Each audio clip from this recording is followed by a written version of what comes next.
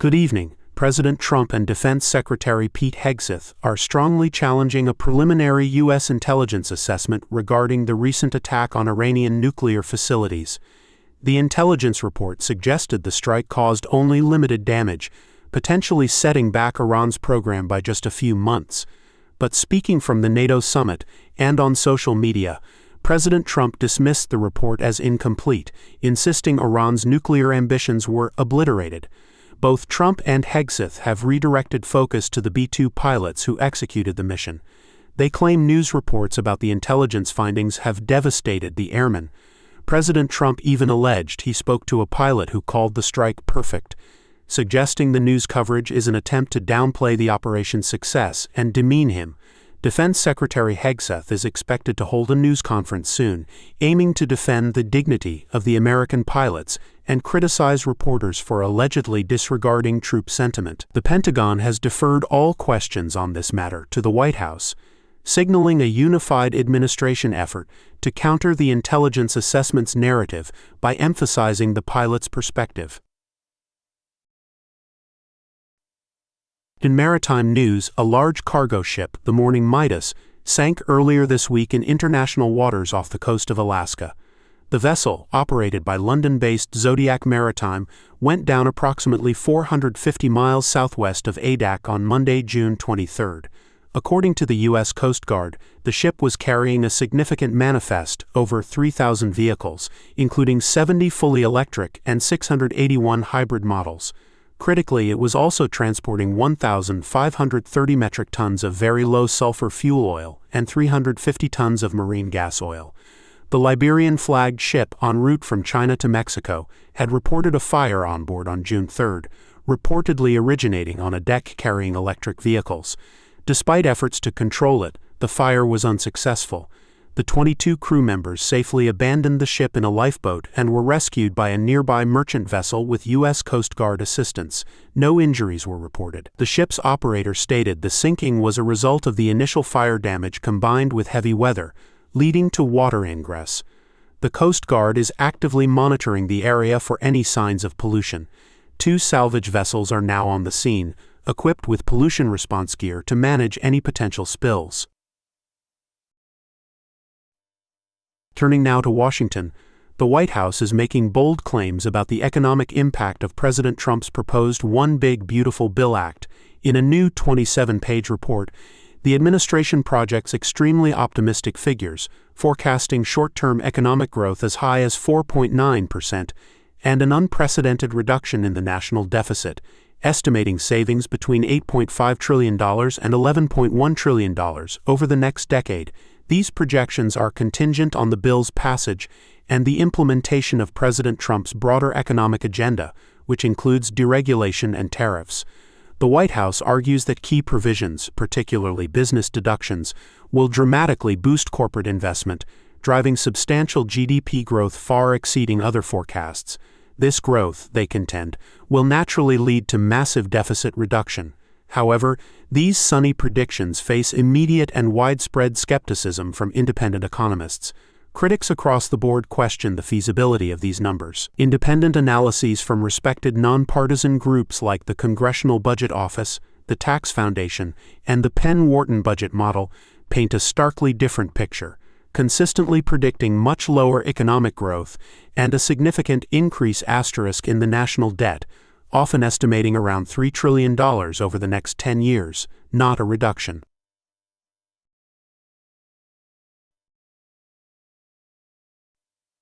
In the high-stakes race for artificial intelligence talent, Meta Platforms appears to have scored a significant win. Reports indicate Meta has successfully recruited 3 researchers from OpenAI, including those who were instrumental in establishing OpenAI's Zurich office.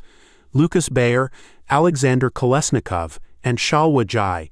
This move underscores the intense competition for top AI minds and lends credence to previous reports about Meta CEO Mark Zuckerberg's aggressive recruitment strategies.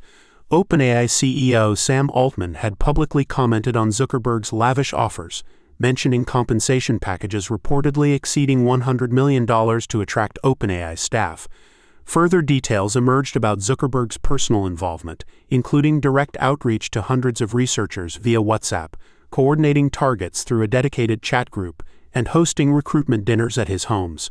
While these tactics have secured some high-profile hires and investments, reports also suggest Meta has missed out on other top targets, including some OpenAI co-founders. However, these recent hires signal that Meta's persistent efforts are indeed making an impact and attracting talent from rival AI laboratories.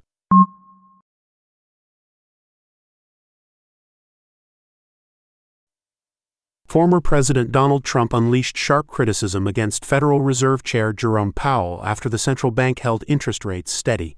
In posts on Truth Social, Trump called Powell destructive and a real dummy, arguing the decision not to cut rates is costing the U.S. hundreds of billions of dollars. He pushed for rates to be 2.5 points lower.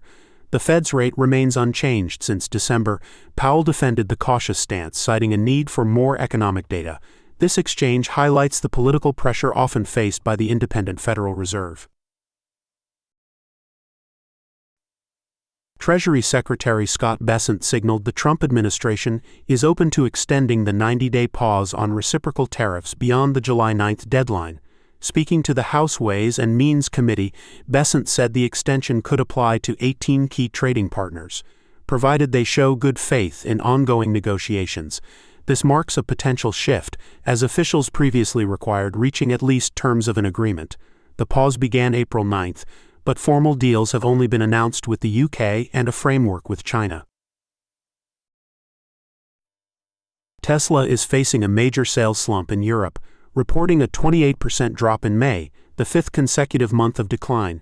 This contrasts sharply with the overall European EV market, which grew 25%.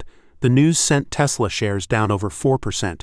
The poor performance comes despite CEO Elon Musk predicting a major rebound.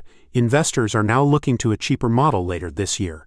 Meanwhile, Chinese rival SAIC Motor saw its European sales surge 38%, outselling Tesla by more than double in May. U.S. consumer confidence fell in June, reversing nearly half of the gains seen in May, according to the Conference Board. The decline missed economist expectations and suggests a potential return to a downward trend observed since early 2025. The drop was widespread across demographics, though more pronounced among Republicans. The dip in optimism comes despite recent Trump administration moves, like easing tariffs and a trade deal with China, which were expected to boost confidence by potentially lowering costs and inflation worries.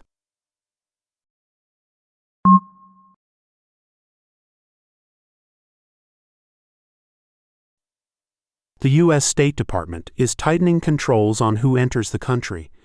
New visa vetting procedures are being implemented immediately at embassies and consulates worldwide. The enhanced screening aims to ensure applicants respect U.S. laws and terms of entry, with a specific focus on those linked to higher education. This follows FBI warnings about foreign entities targeting U.S. institutions for espionage and disinformation.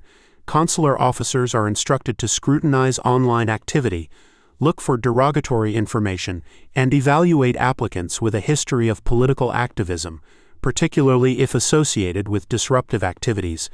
The government states it does not want to import activists who could undermine academic environments. Meanwhile, the administration is pushing for increased domestic investment and manufacturing, citing recent major commitments from companies like General Motors and Apple, especially in the critical tech and AI sectors. This effort aims to boost U.S. production and maintain global leadership. In a major announcement with significant implications for the future workforce, Amazon CEO Andy Jassy revealed the company expects to reduce its overall headcount in the coming years, driven by advancements in artificial intelligence. Jassy told employees in a blog post that as Amazon integrates more generative AI and AI agents across its operations, certain jobs will require fewer people, leading to a smaller corporate workforce, while new roles related to AI development and management will emerge. The net effect is anticipated to be a reduction. Jassy painted a broader picture of AI fundamentally transforming work and life, envisioning a future with billions of AI agents. This outlook echoes warnings from other tech leaders about AI's potential to disrupt white-collar employment, particularly entry-level positions. Experts acknowledge AI's powerful potential, but note the difficulty in separating its current impact from broader economic factors.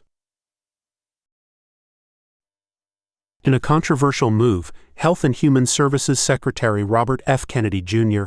has replaced the entire 17-member Federal Vaccine Advisory Panel. The Advisory Committee on Immunization Practices, or ACIP. This unprecedented overhaul raises questions about the future of U.S. vaccine recommendations. Concerns immediately surfaced regarding the qualifications and objectivity of the new appointees. Reports indicate several new members have previously promoted vaccine misinformation or expressed significant skepticism about vaccine safety and efficacy. An NBC News review found some have testified against vaccine makers, questioned COVID vaccine safety, or are linked to groups opposing pandemic measures. Experts warn the new panel appears less qualified and holds views considered outside the mainstream of vaccine science, potentially impacting critical public health guidance on various vaccines, including COVID, flu, and RSV. The first meeting of the new panel is set for June 25 to 27. President Trump is giving the popular social media app TikTok another lifeline. The White House announced President Trump will sign an executive order this week, granting a third 90-day extension on the law requiring TikTok's sale or a U.S. ban. The original bipartisan measure, signed into law last year over national security concerns regarding its Chinese ownership, technically went into effect in January.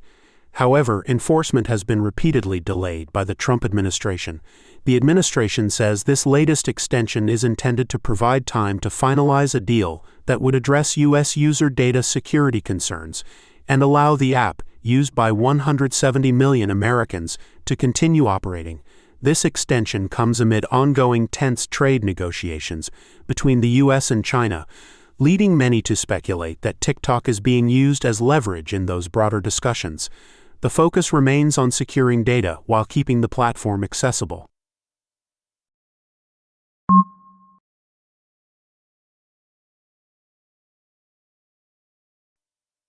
In a historic night for Oklahoma City, the Thunder have won the 2024-25 NBA championship. They defeated the Indiana Pacers 103-91 in a thrilling Game 7 of the NBA Finals. This is the franchise's first title since moving to OKC. Regular season MVP Shai Gilgeous-Alexander was dominant, leading the Thunder with 29 points, 12 assists, and 5 rebounds in the decisive game. The Pacers faced an uphill battle after star Tyrese Haliburton left early with a potential Achilles injury, adding to a previous calf issue. Despite 24 points from Benedict Mathurin, Indiana struggled, particularly with turnovers. The Thunder capitalized, scoring 32 points off 23 Pacers giveaways.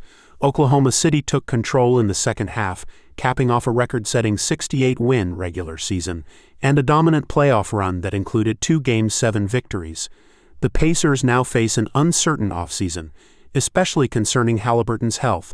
The NBA season concludes, with attention now turning to the upcoming draft.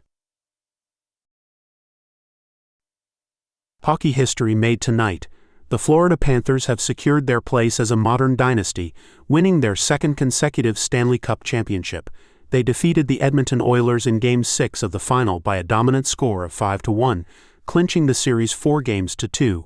This victory marks a remarkable turnaround for the franchise, now making its third straight trip to the final under coach Paul Maurice. Game 6 heroes included Sam Reinhart, who tied a final record with 4 goals, and Matthew Tkachuk, who also found the back of the net.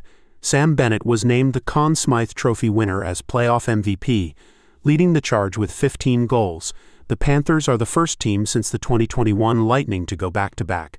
A truly special season for a team determined to prove doubters wrong.